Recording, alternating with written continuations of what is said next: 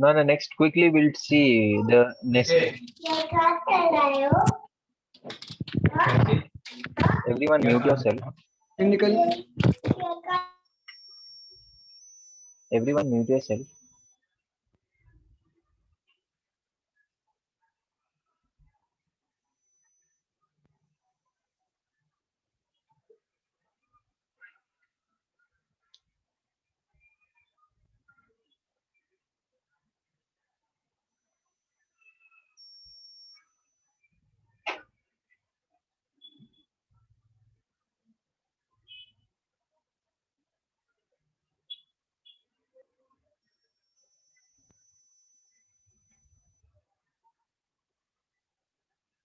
Thank you, Abrar. And I got many more response from the students that practically explanation they have understood very well.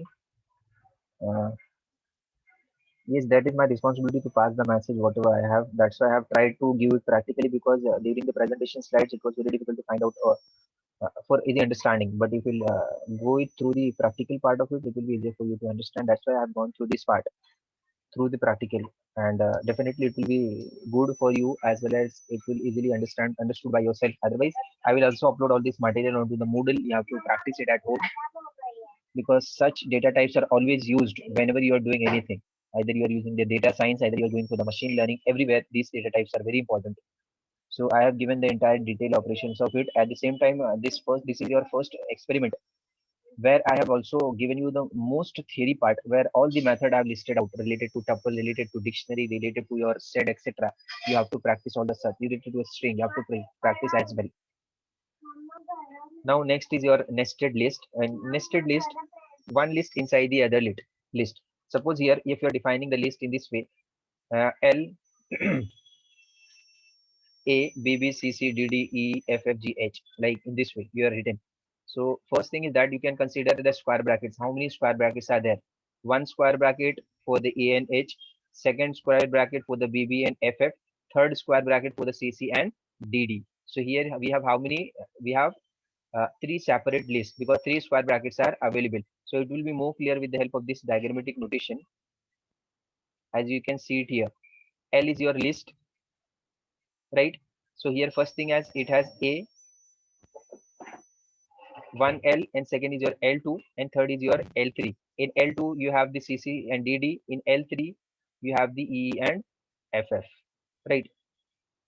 So one list is to be assigned inside your second list. So here you will consider that this is your one list.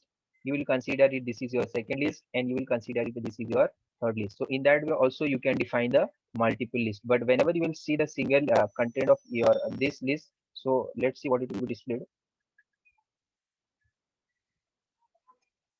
When once the L will be displayed like this one, so here you will get that entire contents to be displayed. But basically that will be considered as your entire list. But whenever you want to see, for example, this one L of 0, whenever you see that this A part is to be displayed, right?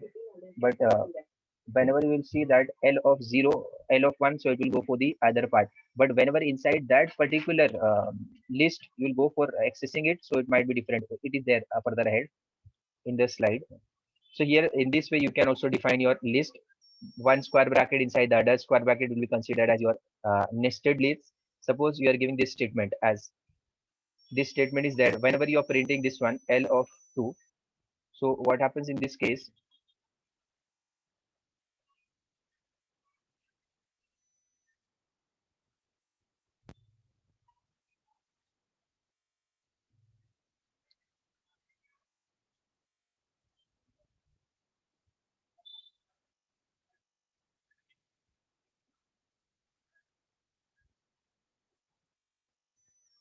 If you are printing like this one data L of 2, so what it will display now here, you can see to it.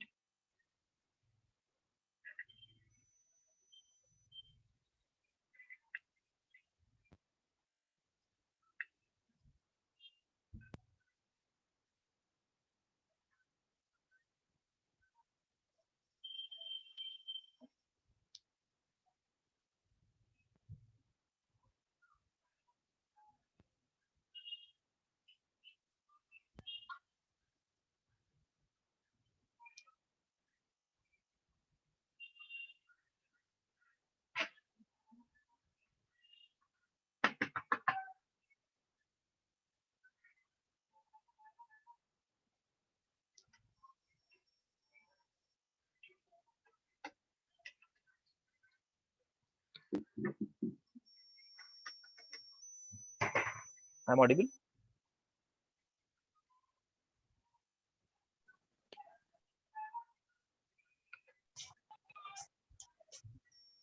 Yes. Yes, sir.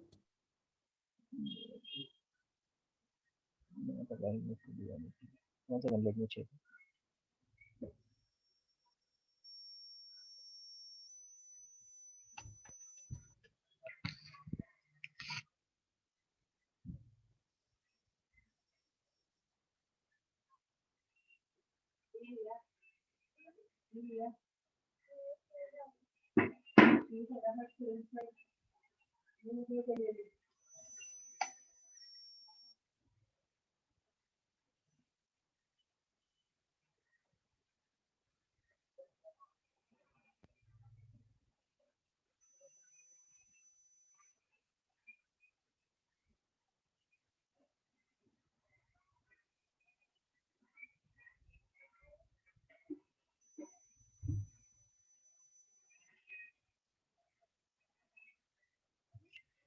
Now we'll go ahead with this explanation part. Here, one list is defined inside the other list. Suppose you are printing print L of 2. So here it is displayed. How many lists are there? As I have said, there are 3 lists. One list of your first square bracket, second list of your second square bracket, and third list of your third square bracket. So here 0, 0, 1, and 2. So you can say that L of 2. L of 2 means what? 0 is A, and then B is your 1, and C is your 2. So it will be displayed of this list C, C, D, D, and then up to the E and FF. That's why this list is displayed. Make sure you are understanding what I'm saying. It A is 0, B is 1, then here L of 2 is there. 2 is nothing but your CC. So CC is having this entire list, so it will be displayed like this one. That's why CC, D, D, E, FF is displayed. Now you can see that if you are giving the print statement print L to 2, right? So here it will display your EE and FF. How it will be displayed? So inside that 0, it will consider the first square bracket. It will go to the 2th position. 0 is A, B is 1, and CC is now 2. So it will go it here. Inside that, it will go for the other square bracket that you are giving it here as 2. So it will consider CC as 0, DD as 1, and then EE as your 2. So this entire list will be displayed. That's why EE and FF is to be displayed. This is some of the tedious process. Try to understand it.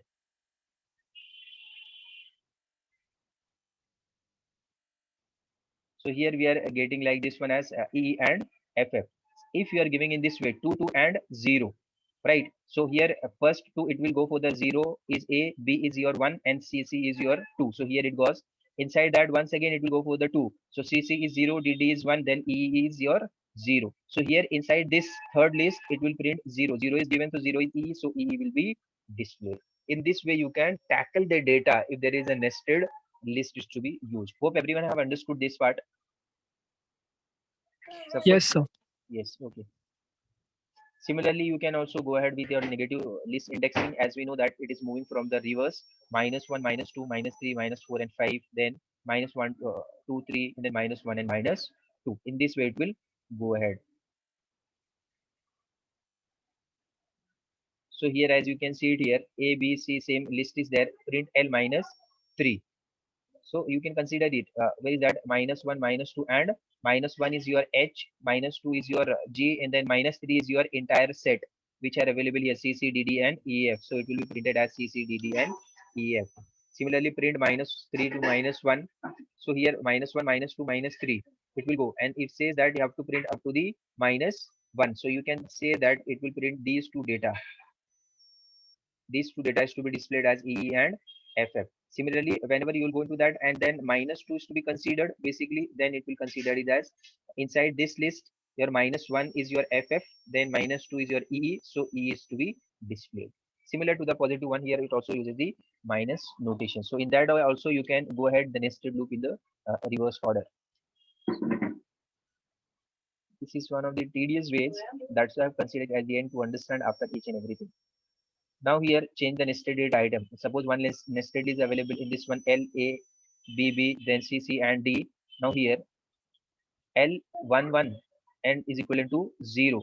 So here first we see the output. You can see the output as first list, this is your 0 and this is your 1. So here inside that it goes to BB and CC. This is your list 1. List 0 is your A, list 1 is your BB and CC. Now inside that it says that 1. 0 is your BB and CC is now here 1. So here they are trying to making the changes and trying to make it as the 0. So whenever you are giving as LL, whenever you are doing L110, so whenever you print, you can see the changes here as A will remain same, BB will remain same, now CC. Because this is your list 1, inside the list 1, this is your first data, 0 data is BB, but CC is your one data where you want to make the changes. So here we have made the changes. So in this way, you can make the changes inside that. Similarly, if you want to add an item into that, so you can directly use the append method. L1 append inside your list 1, the data will be appended. List 0 is your A, and then list 1 is basically your BBCC. Inside that X will be added. So here you can see that BBCC and XS is added. Similarly, if you want to insert at particular position inside that list, you can also insert the data. So here inside the list 1 that is your BB and CC. Here you want to insert at 0th position XX. So in a place here BB, you want to print as, you want to insert as XX. So whenever you write L1 dot insert 0, X, whenever you print it, it gives the print A. Then in a place of BB, you will get 0, that is your XX, and now it will be shifted all the data toward the right hand side. So you got the BB and CC as well as D. Similarly, you can merge one list into the other list by using the extends. As you can see the output, extend 1 to 3 inside your L1. L0 is your A, now L1 is your BB. Inside that 1 to 3 is also you want to add it. So whenever you are writing L1 dot extend 1 to 3, so you are printing it. So it will display add A, BB, CC. Now 1 to 3 is added as the part of it. Then whenever you want to remove anything data from your nested list, so once again, suppose the list is to be declared as L A B B C C D D E, then L1 X is equal to L1 dot pop 1. So from the from that list 1, the data present at one location is to be removed. For example, list 0 is your A and list 1 is your BB, CC and DD. Inside that 0 is your BB, but 1 is your CC. So here we want to pop this CC. That should not be available. Now whenever we will try to see the content of L, so whenever you are writing X is equal to L1 dot pop 1, after that whenever you're printing it, you can see to it here CC is not available. Only you have the BB and DD because the CC is to be removed. Now you want to refer the item X which is to be removed. You're printing X, so it will say that CC is to be removed. If you want to delete anything from that list instead of popping it, so directly you can delete del L11. So here one list is your BB, CC and DD, and then one position data is your CC. BB is your 0, CC is your 1, and then DD is your 2. You want to remove, you want to delete CC. So CC will be removed whenever you write the statement in this way. So whenever you are going to print it, so what happens in that case, it prints A, BB and DD. The CC is deleted completely from that particular list.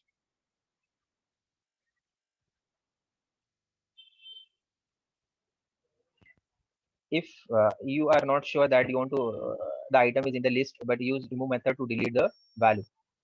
So it says that whenever you are not sure the data is there or not, you have to use the remove method. You want to remove CC, right, in the L1 list. So BB, CC and DD data is available, remove, it will be removed from. You don't know what is the position of it, etc. Directly you want to remove from that particular list. So L1, you have to give L1 dot, L1 means it will consider the list inside the list BB, CC and DD. Where CC is available either at any position, it will remove. So whenever you print that data L, you can see it with A, BB, DD is there, but the CC is to be removed. Then find nested list. Here you want to find out the length of the list.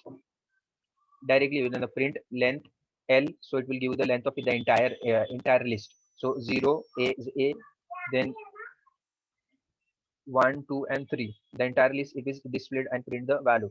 Similarly, whenever you are using the list print L1, so here L1 it will print the total data which are available here, along with it is your 2. In the initially it should be 4 here because we have the 4 data 1, 2, 3 and 4. No, it will be 3, right or wrong?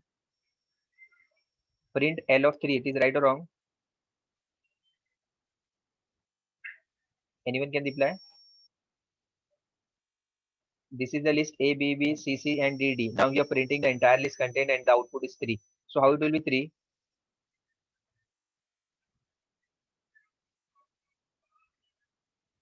0 is your A, then this Sir, entire... because BB and CC are considered as one element. Yes, correct.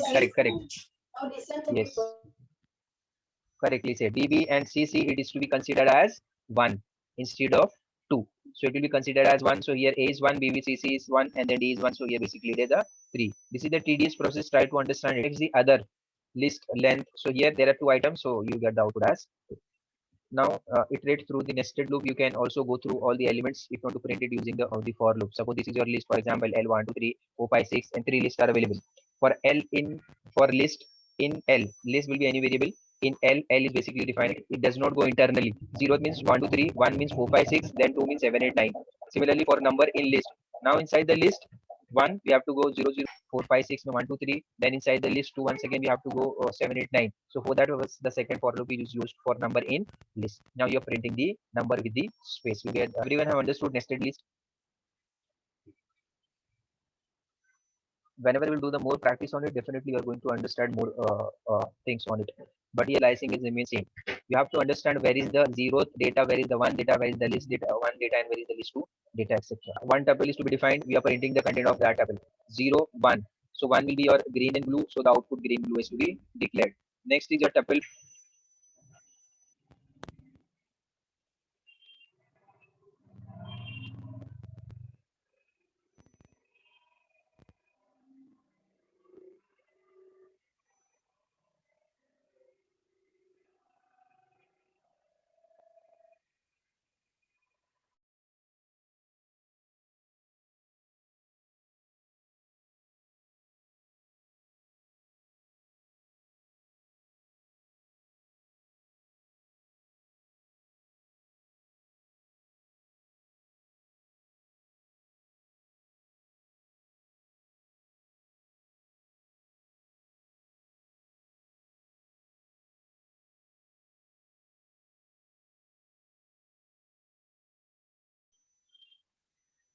Next is your tuple Python 24654 and high.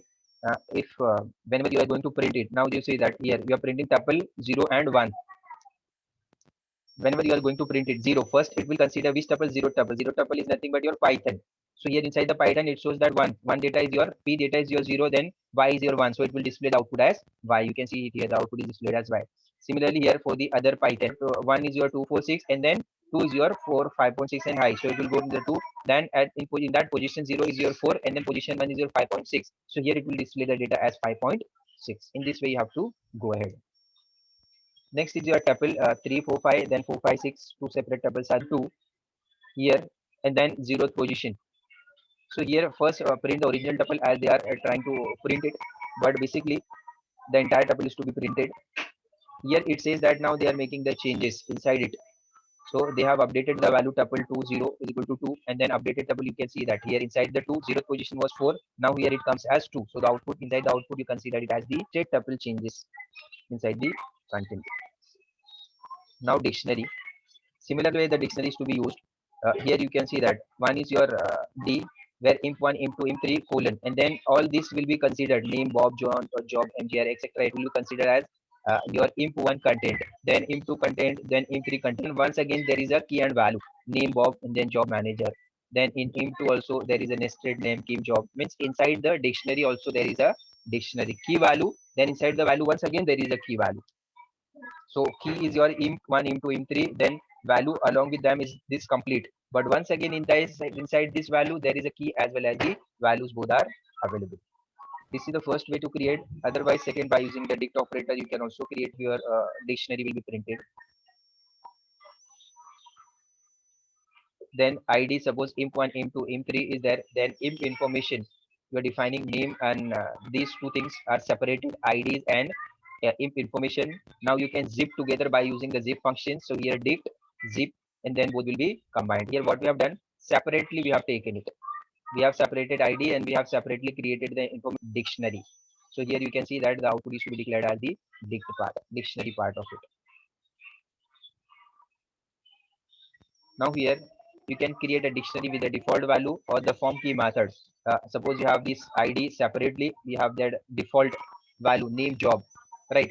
Default value means if suppose they are not in the data, they are not passing anything about the name, so that default value will be taken. Form keys to be used. Dict is your constructor dot form keys ID comma defaults. So whenever you print that D, you can see that im1, im2, im3, and the default values are same, name and job, name and job, name and job, etc.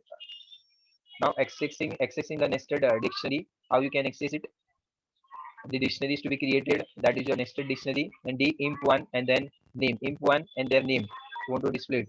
So here it will be given in this way, like imp1 name will be displayed. What is the name of the imp1? It is your Bob. Bob will be displayed. Suppose you want to see the job of the particular employee. So print D, then imp2, then suppose I'm saying it to find out where I'm sitting, where Ashfaq is sitting. So you can give my name and then job की जगह पर वहाँ पर होगा sitting. So sitting के आगे होगा, for example, room number 1. So directly you will get my location. Suppose someone is asking from your virtual system where Ashfaq sits in the college.